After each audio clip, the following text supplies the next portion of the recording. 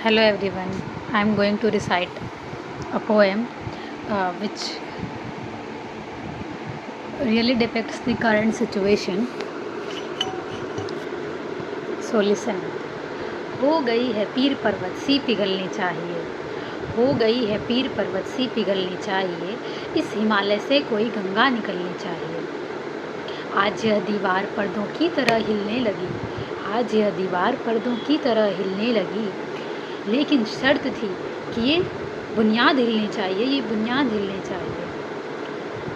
हर सड़क पर हर गली में, हर नगर, हर गांव में हाथ लहराते हुए हर लाश चलनी चाहिए, हर लाश चलनी चाहिए। सिर्फ हंगामा खड़ा करना मेरा मकसद नहीं, सिर्फ हंगामा खड़ा करना मेरा मकसद नहीं, मेरी कोशिश है कि ये सूरत बदलनी चाहिए, ये सूरत बदलनी चाहिए। मेरे सीने में नहीं तो तेरे सीने में सही, हो कहीं भी आग लेकिन आग जलनी चाहिए।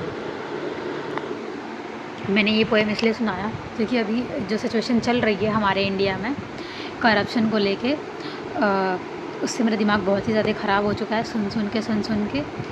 और खैर से करप्शन तो के बारे में तो हमें पहले से पता है, लेकिन हमें इनसेंसिटिव नहीं होना चाहिए इन सब चीज़ों के बारे में। भाई इनसेंसिटिव नहीं होना है, इसको नॉर्मलाइज़ नहीं करना है। ये गलत चीज़ें हैं, ये ख़त्म होनी चाहिए।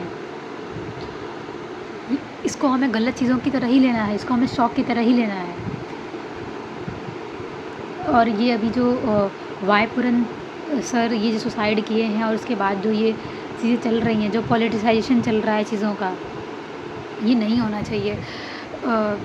ऐसे किसी इंसान को सुसाइड करने पे मजबूर नहीं होना चाहिए, ये बहुत ही गलत हुआ है। ये मतलब ऐसा दिखा रहा है कि सिस्टम बिल्कुल ही रॉट हो चुका है अंदर से, कहते हैं ना रॉटन लाइक एग, वैसा हो चुका है, ये बिल्कुल सड़ चुका है अंदर से।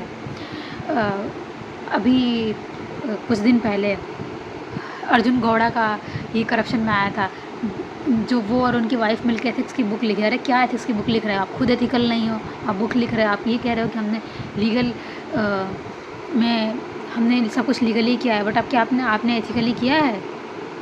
आप सिर्फ लीगल चीज़ों की दुहाई दे रहे हो।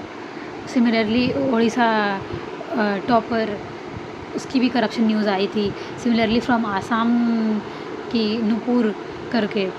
तो हम करेंटली ऐसे सारे केसेस सुन रहे हैं। और ये जो अभी जो वाईपुरन सर, ये जो IPS वाईपुरन सर का जो न्यूज़ आया है, इन्होंने तो सुसाइड ही कर लिया सिस्टम से परेशान होके।